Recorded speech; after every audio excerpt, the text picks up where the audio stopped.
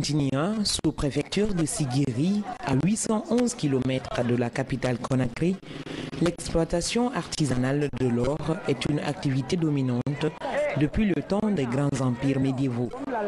Une exploitation organisée par l'État guinéen à travers la loi L-006-CNT du 9 septembre 2011. Cependant, les conditions de l'exploitation artisanale de l'or ne présagent pas, selon les acteurs, le passage de type traditionnel à l'économie moderne.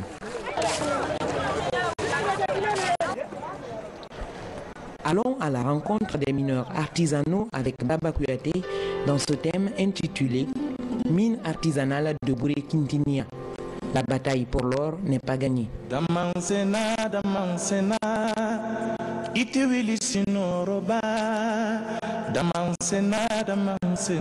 Bouré-Kintinia est une sous-préfecture de Sigiri située à l'extrême nord-est du pays. Les populations sont essentiellement à vocation agricole et minière. Cette zone est réputée pour la présence massive et la qualité de son or. Pendant des siècles, elle a été l'objet de convoitises et parfois de conflits armés entre les souverains qui ont occupé la région. Nos ancêtres sont venus ici en provenance de Sibi, dans la République du Mali.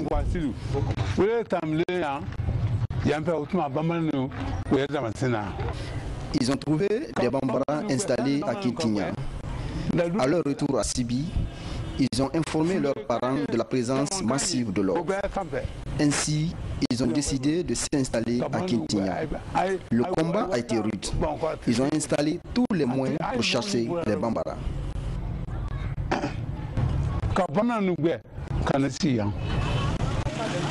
Ainsi ont été formés Bouré Kintinia, Bouré Setigia et Bouré Balato. Les Kamara, Keta, Berete, Doumbouya et Gako sont les principales familles qui constituent le Bouré Kintinia. Les trois fils de Kamandjan Kamara qui ont occupé les trois villages, les parents nous ont confié que les Kamara, Keta, Berete, Doumbouya et Gako sont les autochtones.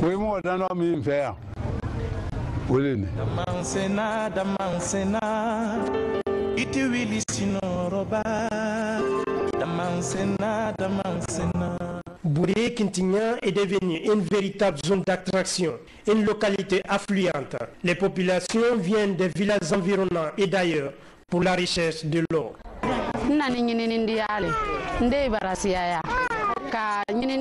Je suis venu chercher de l'or. J'ai assez d'enfants.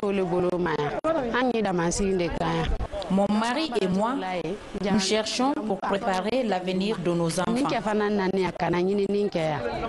La recherche de l'or à Bouré-Kintinia est une véritable corvée. Cette mère de 3 enfants est venue de Dabola, à 362 km de Sigiri, dans l'espoir de trouver le métal précieux. Je n'ai pas encore gagné de l'or. Je me débrouille. Mais la recherche de l'or est une activité difficile. D'autres viennent aussi de Kankan, à 127 km de Sigiri. Ils gagnent quelques grammes d'or par jour. C'est le cas de ce mineur. 2 fois, je gagne 2 à 3 grammes par jour. Et 1 gramme coûte 330 000 francs guinéens. Je vais régler les besoins de ma famille.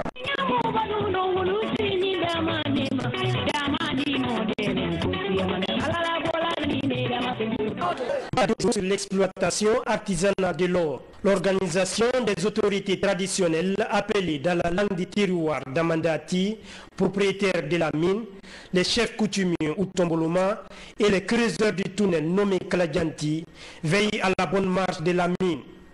Les propriétaires coutumiers des mines sont chargés de coordonner et d'organiser les activités des mineurs.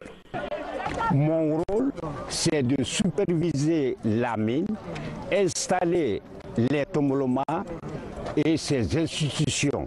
Il y a un groupe qui fait le jugement. Quel jugement? Les petites querelles passant entre les femmes, passant entre les Kaladianti et les mineurs.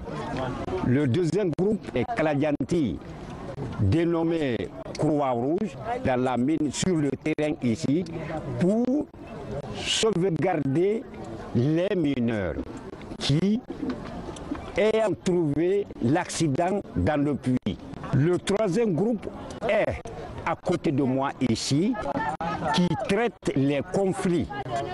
Car il y a certaines femmes qui viennent des villages lointains, des villes lointaines, qui viennent exploiter de l'or chez nous ici, qui à leur tour abandonnent leurs mamans, leurs maris, leurs enfants pour venir se remarier à court terme à des types qui n'ont pas de femmes ici. Le chef des Tomboloma coordonne l'ensemble des activités dans la mine. Il est choisi parmi les Tomboloma représentant des différentes familles autochtones de Bouré, Kintigna. Je suis à la tête des Tomboloma. Chaque année, toutes les familles désignent une personne. C'est parmi eux qu'on choisit le chef.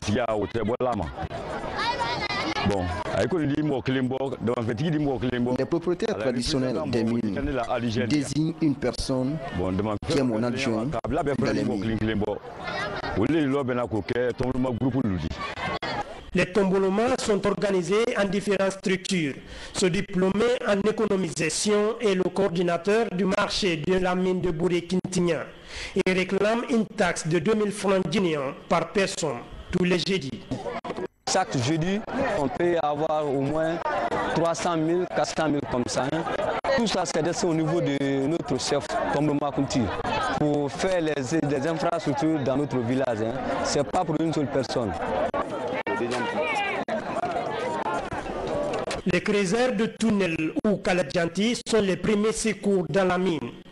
Ils ont l'expérience qu'il faut pour sauver des vies en cas d'accident ou d'éboulement.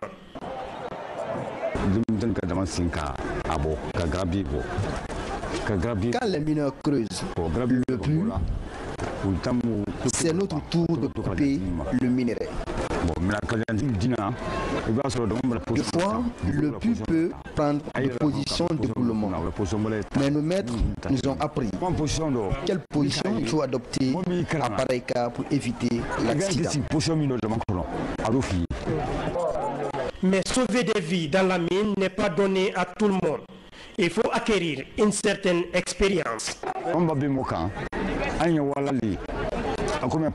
Lorsqu'il y a éboulement, c'est nous le patron. On connaît où se trouve le problème. Sauver des vies dans le tunnel est compliqué. C'est un secret. Pas question de l'expliquer. Pourtant, le rapport réalisé par le comité préfectoral de la Croix-Rouge de Sigiri en 2009 fait état des éboulements depuis dehors. Ces accidents ont déjà fait environ 200 morts et plusieurs cas d'handicap physique. Selon le même rapport, la fréquence infernale de mortalité prend un caractère épidémique qui fait plus de victimes que le VIH-Sida dans la préfecture de Sigiri.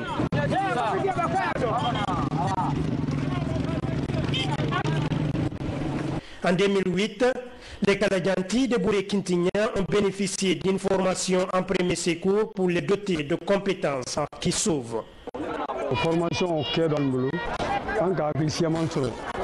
Nous avons eu beaucoup de connaissances pendant la formation.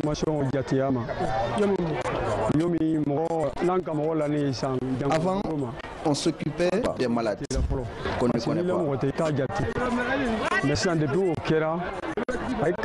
Maintenant, on sauve toute personne en danger.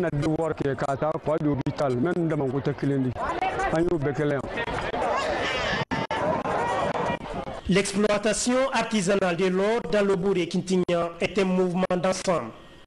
Les mineurs viennent tôt le matin.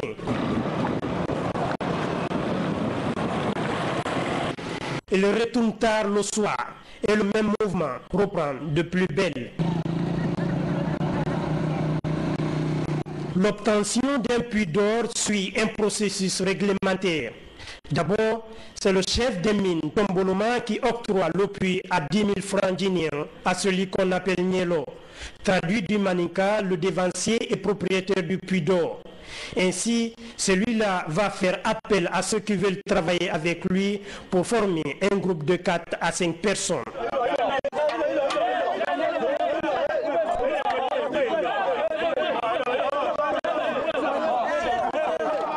Les instruments utilisés dans l'exploitation artisanale de l'or sont archaïques et non confortables. Le pic mineur, la daba, la calebasse, le seau, la corde, le marteau, le pilon et les mortiers. Ils sont les plus utilisés dans le creusage du tunnel et le lavage du minerai. Dans les cas où les creuseurs rencontrent de l'eau, les machines sont sollicitées pour assécher le puits.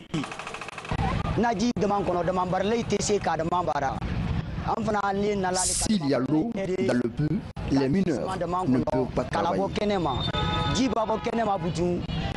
Ils nous font appel pour extraire l'eau, puis on partage le minerai. Autre instrument plus important qui entre dans la recherche du minerai, c'est la machine à gaz. Elle apporte de l'oxygène au creuseur dans le tunnel à une profondeur de 10 à 18 mètres.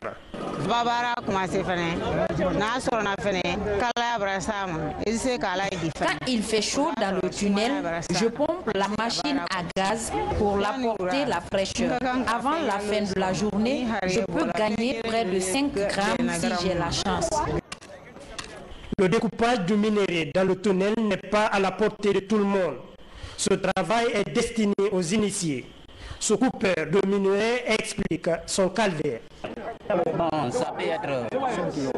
Je viens d'une distance de plus de 15 mètres.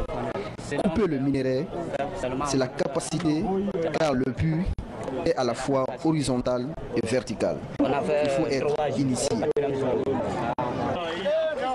Dans ce groupe de 5 personnes, certains sont chargés de laver les minéraux. L'or que je viens de trouver, je vais acheter les habits pour mes enfants et le reste, j'achète la nourriture.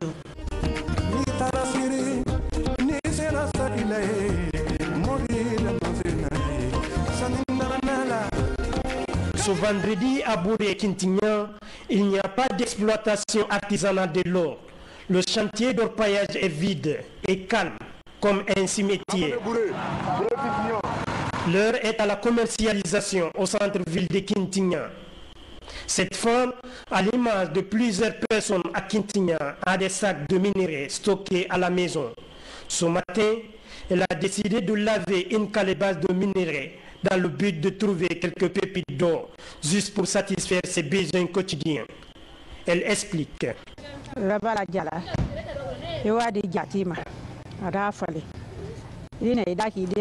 est tout pour moi. Je construis des maisons, j'achète la nourriture, aussi des animaux domestiques. Installé confortablement devant sa case, ce mineur, après avoir séparé la terre du minerai, part à la recherche d'un balancier pour peser son or. Les quelques grammes d'or lui apportent plus de 600 000 francs guinéens.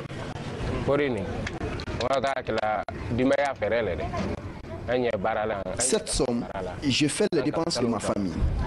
Les frais de traitement, je construis à travers l'argent de l'or.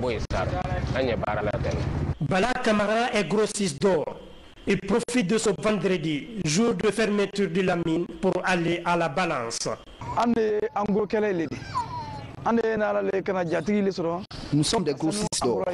On achète chez les balanciers pour transformer à lingot d'or à Syrie. Puis on revend à Conakry et chacun reviendra au village. Il précise l'orientation de son revenu. On ne met pas d'argent de l'or dans la banque. C'est coûte que coûte. Le grossiste de l'or minimise toutes les autres marchandises, donc l'argent de l'or, c'est dans l'or.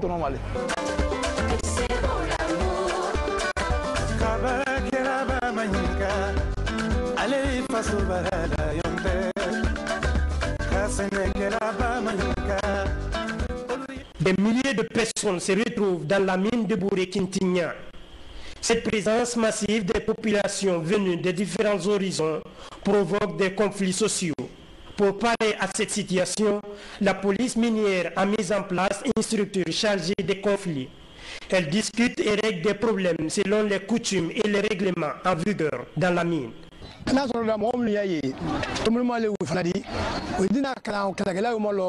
il y a problème dans les mines, le tombolement les conduit chez nous avant tout. Chacun paiera 50 000 francs guinéens. Puis il s'explique devant les témoins et on rend le verdict. Une autre source de conflit est celui du mariage de courte durée, appelé Foudoukouni. Un phénomène qui s'explique par l'arrivée de plusieurs personnes dans la mine.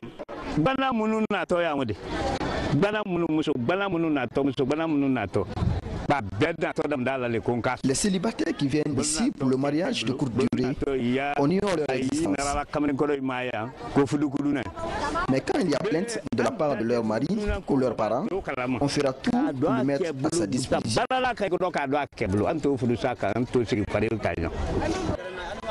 L'exploitation artisanale de l'or dans le Bouré-Quintignan a un impact environnemental désastreux. Et pour cause, le non-remplissage des puits perdus et le manque de reboisement dans le chantier d'orpaillage. S'il n'y aura pas de reboisement dans la zone d'ici 2 à 3 ans, vraiment Tintia deviendra une zone désertique. Puisqu'on dit que vraiment, dans un lieu où il n'y a pas d'arbres, où il n'y a pas d'ombre, on ne parlera pas d'humidité. L'exploitation artisanale de l'or a aussi des effets néfastes sur l'élevage et l'agriculture. La terre est dégradée, pas d'eau, pas d'arbres, pas de lieu de culture. Au point de vue élevage, les animaux souffrent d'alimentation, souffrent d'abreuvoir et souffrent de déplacement. Sur le plan sanitaire, l'exploitation artisanale de l'or ne se passe pas sans conséquences. Elle se résume par la multiplication des parasitoses, de la fièvre typhoïde et la méningite. Quand il utilise la bouche, avec le temps de l'harmattan, quand ça souffle, la poussière peut venir arroser les lieux d'approvisionnement en eau potable. Avec la promiscuité toujours, ça peut nous donner l'occasion de développer des maladies, les helminthiages, la fièvre typhoïde. Donc ça, c'est des pathologies qui persistent nous toujours. Le chef des services de l'urgence de l'hôpital préfectoral de Sigiri témoigne sur les cas de pathologies liées à l'exploitation artisanale de l'or et les éboulements de puits d'or. Si la sensibilité est réservée, la motricité est là, donc vraiment on sauve ces cas pareils. Mais tous ceux qui ont une perte totale de la sensibilité des membres inférieurs ou d'une partie du corps, vraiment c'est des gens qui vont rester longtemps, ils vont avoir des complications tardives comme l'escar qui va s'installer et vraiment on n'arrive pas à les sauver.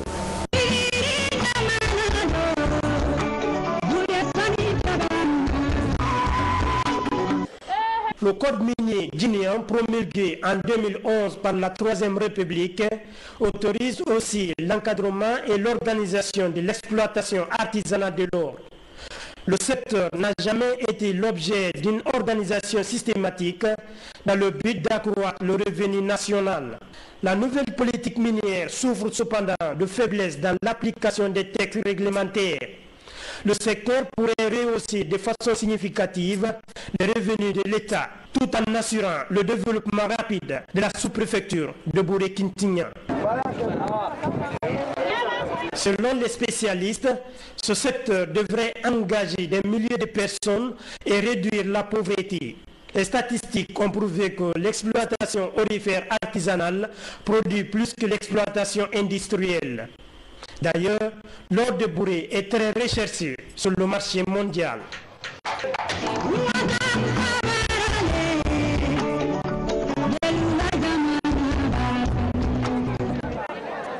Malgré les riches potentialités minières de la localité de Bouré-Quintignan, la pauvreté est visible sur le quotidien des populations.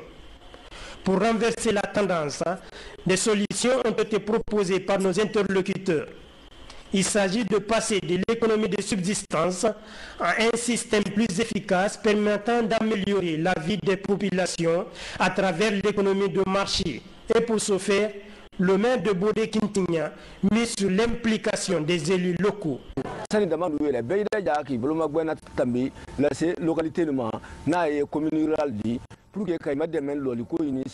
maintenant que les mineurs devraient penser à assister l'autorité communale.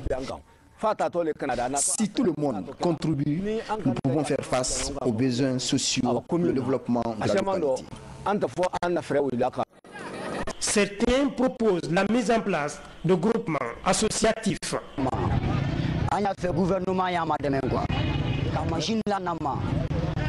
Nous voulons que les autorités nous aident à trouver des machines. Cela nous permettra de nous organiser en mouvement associatif.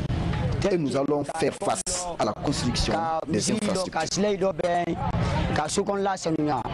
Pour les chargés des conflits, cette idée de mouvement associatif est la bienvenue pour renverser la tendance. Nous sollicitons la mise en place des groupements associatifs pour enfin sortir de l'ornière. Le renforcement de la capacité des exploitants artisanaux par des équipements, notamment le détecteur, est une autre solution.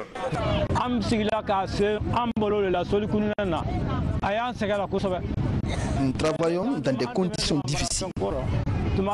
Parfois, on dépasse l'or sans savoir exactement où il se trouve. Certains puits vont plus de 15 mètres. Si on a des détecteurs, cela facilitera la recherche de l'or. Le chef de la section environnement de la préfecture de Sigiri parle de la restauration des zones dégradées. Nous cherchons à restaurer ces zones dégradées par la création des forêts communautaires. Ces forêts communautaires peuvent être des essences telles que l'anacardier ou des essences exotiques. Bon, la deuxième mesure qu'on a prévue, il s'agit de demander à ces communautés de prendre en charge la restauration, c'est-à-dire en prélevant certaines taxes de restauration au niveau des zones minières et à la fin de la campagne, chercher par des moyens même mécaniques à refermer ces trous de mines laissés. Le sous-préfet de Quintignan préconise la sensibilisation. Il souhaite aussi la diversification des activités. Nous avons des groupes de femmes qui aujourd'hui ont constitué des associations de commerce. Vous voyez également ces mêmes groupes de femmes qui ont organisé des associations pour les cultures maraîchères. Alors, il y en a qui se sont engagés dans la saponification. Les jeunes également ont emboîté cette pas. Ces associations, c'est pour faire en sorte que cette exploitation artisanale puisse être une activité secondaire. Le préfet de Sigiri, pour sa part, met en priorité et encourage l'émergence des micro-entreprises sur la base du regroupement. C'est de créer le groupement. Donc aujourd'hui, Sigiri détient beaucoup de groupements et qui a un volet formation. Donc ce volet formation a des moyens financiers qui lui permettent de former tous les groupements qui sont à vocation de développement. La Direction nationale des mines suggère l'encadrement et l'alphabétisation des mineurs. Les conditions et techniques d'exploitation artisanale de l'or n'ont pas évolué depuis plusieurs siècles. Des milliers de personnes convoitent Bouré-Quintignan pour la recherche du métal précieux. Cependant, cette activité n'a jamais eu un impact positif remarquable sur la vie des exploitants. Or, ce secteur devait être un porteur de croissance économique.